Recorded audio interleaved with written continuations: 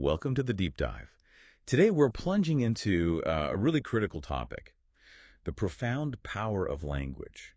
Specifically, how words are used and, well, often misused in our current political discourse. It's definitely a timely subject. Absolutely. Yeah. And the material you've shared with us, it offers a stark, pretty unflinching look at how language isn't just, a tool for communication. Right. It actively shapes our reality, can be weaponized with really dangerous precision, and ultimately impacts the very fabric of society. It really does. So our mission for this deep dive is pretty clear: to extract the crucial insights on how language functions as an instrument of power, how it can be weaponized to dangerous effect, and, what the far-reaching implications are for democracy and our collective future. We want to give you a shortcut, essentially, to being well-informed on this incredibly complex and, frankly, urgent topic. And right at the heart of this discussion, as you'll see highlighted in our sources, is Toni Morrison's powerful observation. She reminds us that language isn't just a tool through which power is exercised. It also shapes our very agency. It's an act, with real consequences where the meaning of truth and our collective future are quite literally at stake. Wow. And what becomes really clear across these sources is this urgent need for a new vocabulary, one described as fierce, unflinching, and unafraid, to confront what one source calls the fascist tide and militarized language that they see engulfing the U.S. This isn't presented as just like a stylistic choice. It's really framed as a matter of survival. Okay, so let's unpack this a bit, starting with Morrison's concept of a dead language. Now, this isn't just about old forgotten words. It sounds like something far more profound and, dangerous. It is, yeah. What exactly does she mean by that? And how do our sources suggest it manifests in today's political conversation? Well, Morrison's definition is quite chilling, actually. A dead language, as she defines it, isn't simply one that's no longer spoken. It's more about a language so rigid, so self-absorbed, that it's, and this is her phrase, content to admire its own paralysis. Wow. Admire its own paralysis. Yeah. Think of it like a kind of verbal straitjacket, oppressive, infused with raw power, censoring everything it touches, and ruthlessly policing what can't even be said. It has no interest in new ideas or genuine dialogue. Its only purpose is maintaining its own dominance, its own exclusivity. And crucially, even while it seems moribund or dying, it's still deeply effective. It actively thwarts intellect, it stalls conscience, suppresses human potential.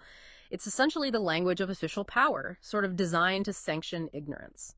So beneath what the sources call the glittering spectacle and vulgar performance it puts on, this language is described as dumb, predatory, sentimental. Can you give us some specific examples from the material? How does this dead language actually play out, particularly with, say, Trump's rhetoric as cited? Certainly. Our sources connect this directly to what they term Trump's discourse of occupation, this idea of treating political opponents, or even parts of the population, as if they're, foreign entities to be conquered. It's evident in his militarizing of American politics, and also in his strategic use of an army of trolls to turn hatred into a social media spectacle of swagger and cruelty. It's a deliberate erosion of nuance, really, replacing it with brute force. Just spectacle and cruelty. Exactly. And it's, interestingly, not just presented as one side. The analysis broadens its critique to how both the far right, specifically naming Fox News, where they say fascist ideals are not just defended but paraded as patriotism, and parts of the liberal mainstream media actually converge in their complicity. Both complicit. How so? Well, both. According to the source, traffic and mindless spectacle absorb lies as currency and elevate illusion over insight. But there's a key distinction drawn. Okay. The liberal mainstream, it argues, tends to drape the machinery of cruelty in the language of civility, kind of masking the brutality, whereas the far right revels in it, parading its violence as virtue and its hatred as patriotism. That's a powerful distinction. So what does this ultimately mean for us, the listener? The overarching argument seems to be that language, which was once maybe a vital instrument against enforced silence and cruelty, Right. now too often serves power, undermining reason, normalizing violence, and replacing justice with vengeance. It's painted as a spectacle of power, a theater of fear. And this immediately brings to mind Njigi Wa Thiong'o's insight, which is also referenced in the materials. He talked about how language was a site of colonial control, inducting people into what he famously called colonies of the mind. Colonies of the mind. Yeah. So the urgent call from these authors is to forge a new kind of language, one that is fierce, unflinching and unafraid to rupture the fabric of falsehood, a language that liberates rather than controls. Okay, that brings us to a really chilling point. How this conceptual thread of language then translates directly into policy. Right. Our readings pivot here to discussing Trump's politics of disposability. How do they describe his rhetoric actually transforming into concrete policy blueprints? This is where it gets quite scary. It's a very stark warning in the texts. They state Trump's violent metaphors are not just rhetorical flourishes, they are policy blueprints. His threats, his hatred, his cruelty are quite literally transformed into instruments of governance. Not just words. Not just words at all, and the examples given are shocking. Abducting and deporting innocent people, branding immigrants as vermin, claiming they are poisoning the blood of Americans. Right, poisoning the bloodline. It's incredibly potent and historically loaded language, and it even goes as far, the sources mention, as proposing the legalization of murder for 12 hours in certain contexts discussed. It's unbelievable. And the documents detail specific targets of what's called this political extermination. Immigrants, black people, educators, journalists, LGBTQ plus individuals, and really anyone who dares to challenge his white Christian nationalist, neoliberal, and white supremacist vision. So it's broad. Very broad. His language, it's argued, does not merely offend, it incites harm, enacts repression, and opens the gates to state-sanctioned violence. This even extends, they note, to labeling protesters as terrorists and deploying the military to American cities as if they were, quote, occupied territories. Which then leads us neatly, if disturbingly, into the concepts of gangster capitalism and what's termed the death of empathy. How are these deeply intertwined with this politics of disposability that the sources describe? Well, gangster capitalism, as it's described, is sort of the underlying economic foundation for this brand of racist and authoritarian politics. It's characterized by a systemic war on workers, youth, black communities, and immigrants, essentially transforming the U.S., the argument goes, into an empire dominated by a callous, greedy billionaire class. So the economics enables the politics. That's the connection made, yes. This economic power then fuels the political agenda, and central to this whole mechanism is the death of empathy. The death of empathy. Yeah, our sources highlight a really troubling trend where empathy itself is now viewed as a weakness. They even pull a specific quote from Elon Musk on his podcast with Joe Rogan, where he apparently stated, "The fundamental weakness of Western civilization is empathy." Wow. That's quite a statement. Weakness. Exactly. And this ties into Julia Carey Wong's observation, which is also highlighted in the sources. She argues that casting empathy as a, quote, parasitic plague serves a dangerous purpose. It acts as an enabler. An enabler for what? It grants permission, essentially, to dehumanize others. It constricts the very definition of who should be included in a democratic state, which, she argues, ultimately leads to barbarism and turning a blind eye to widespread violence. And chillingly, the sources cite specific instances where this calculated lack of empathy merges with explicit religious justifications for extreme violence.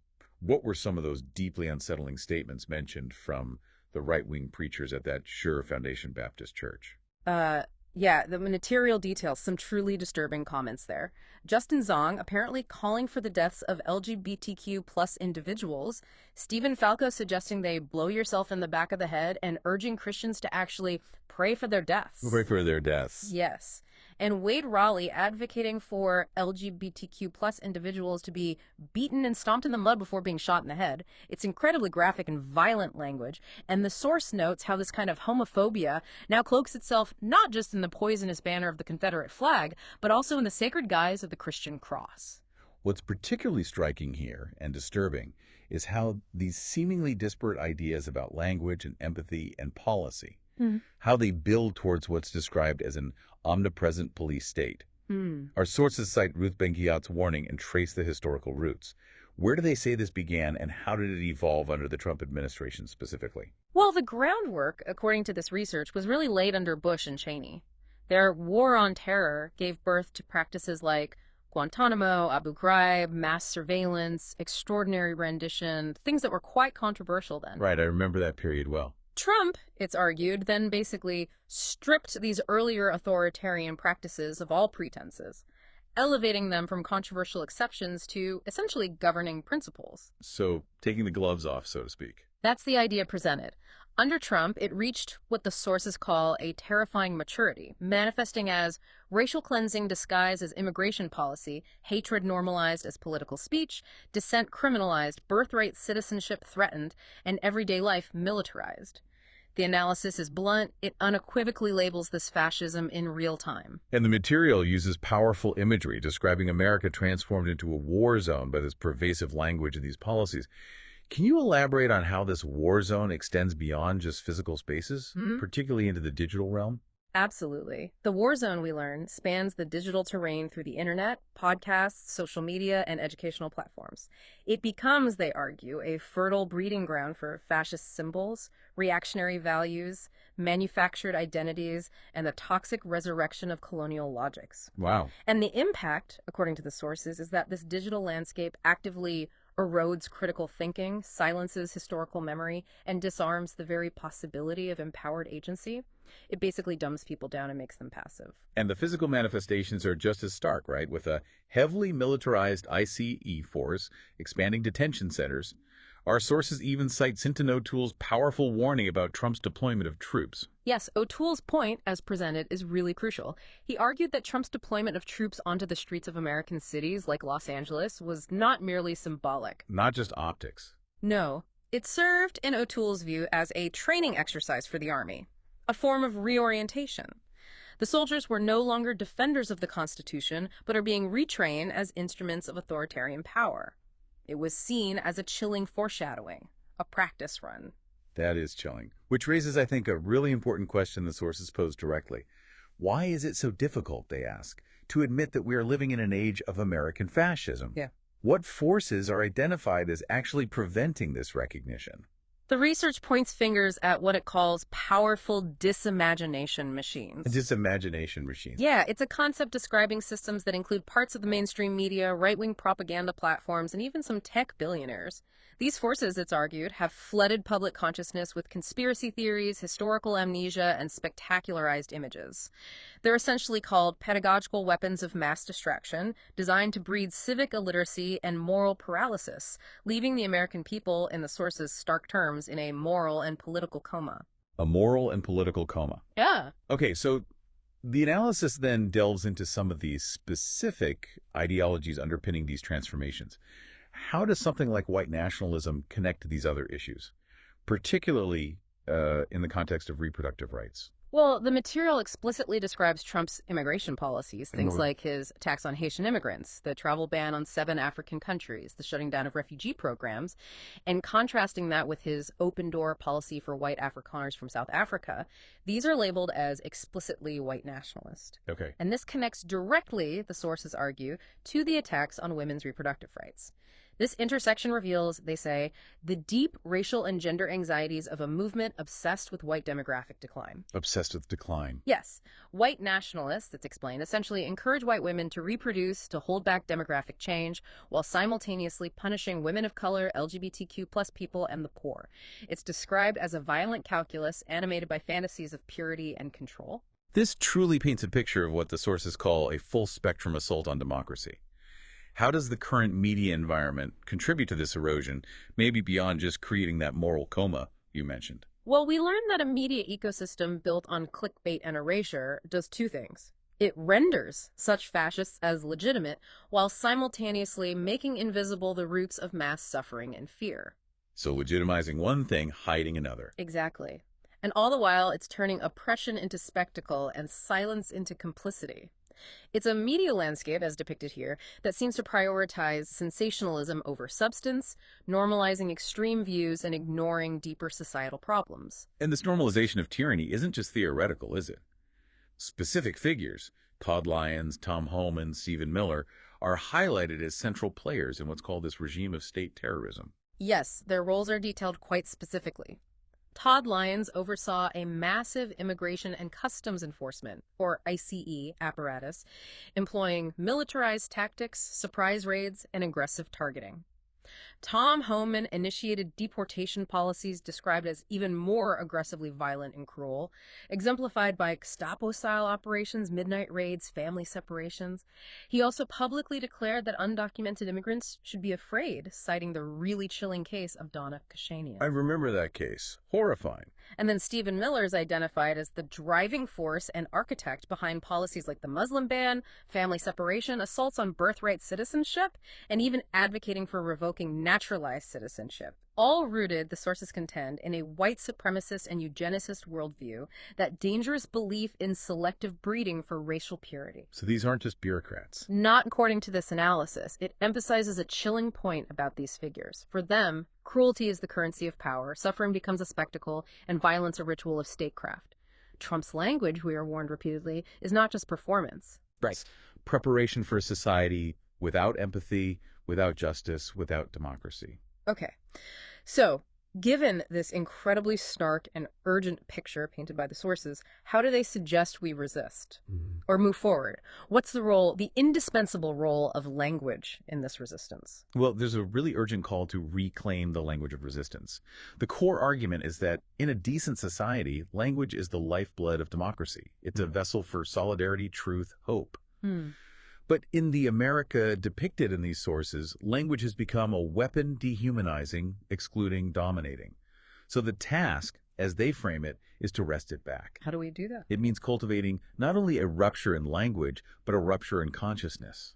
They draw on Walter Benjamin's concept of profane illumination, a kind of language that disrupts the spectacle of lies and names the crisis in all its violent clarity. Profane illumination. I like that. Seeing things clearly. Exactly. It's about cutting through the propaganda, the noise, the spectacle, and seeing things for what they truly are. And this connects, I think, to, here it is, A.K. Thompson's idea of premonitions, reading current events as urgent warnings of potential catastrophe, and also Antonio Gramsci's profound thought on crisis. Yes. Thompson urges us to grasp the future implicit in the present, to see the connections that bind our suffering, rejecting the fragmented reality that a neoliberal system often forces upon us. It's about recognizing the patterns, seeing where current trends might lead us unchecked. Seeing the connections. And Gramsci's famous quote really resonates here, and the sources use it.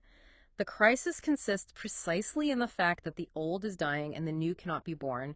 In this interregnum, a great variety of morbid symptoms appear. Morbid symptoms. That feels apt. It does, and our sources explain that these morbid symptoms are all around us, but critically they also present new challenges and opportunities for revitalized struggles. The crisis isn't just an endpoint, it's also potentially a turning point. So the path forward then, according to these insights, involves leveraging the transformative power of language, yes, but also culture and education. Not just to address the immediate crisis, but its deeper roots in politics, memory, agency, values, power, and democracy itself. That seems to be the core message for moving forward. Wow. We've truly taken a deep dive today into how language isn't just about communication, is it? It's really about power, policy, and the very fabric of our society. It's a lot to consider, and the stakes feel incredibly high. Indeed.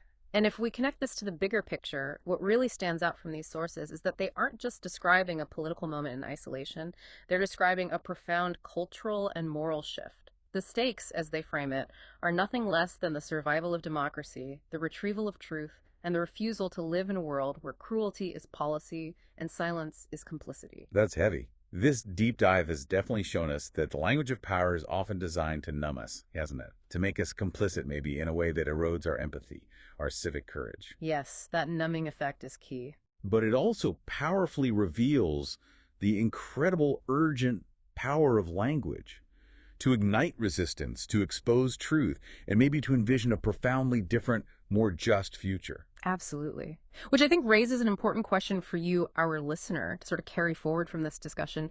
Given how deeply intertwined language is with our societal values and our political structures, what specific steps might you take in your own daily interactions to cultivate a language of critique, resistance, and militant hope? How can you help counter that dead language that seeks to define our collective future? That is a powerful thought to leave you with. Thank you so much for joining us on this Critical Deep Dive.